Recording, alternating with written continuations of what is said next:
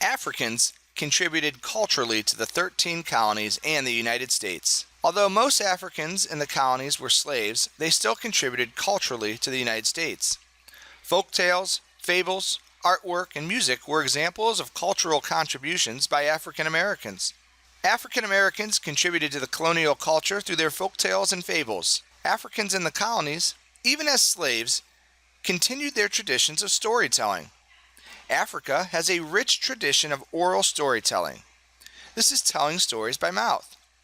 Slaves brought folk tales from Africa, such as the African hare, the jackal, and the tortoise. They converted them into American folk tales about Brer Rabbit, the American fox, and the terrapin. These folk tales helped to pass along morals and values from generation to generation, even in slave quarters.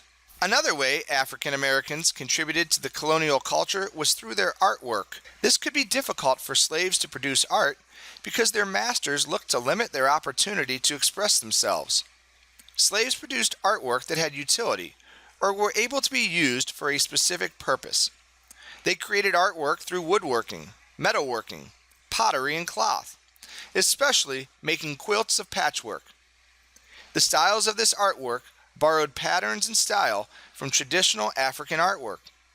Slavery itself would become an inspiration for art in America and throughout the world. Another way African Americans contributed to the colonial culture was through their music. African Americans made instruments in the 13 colonies that they had in Africa.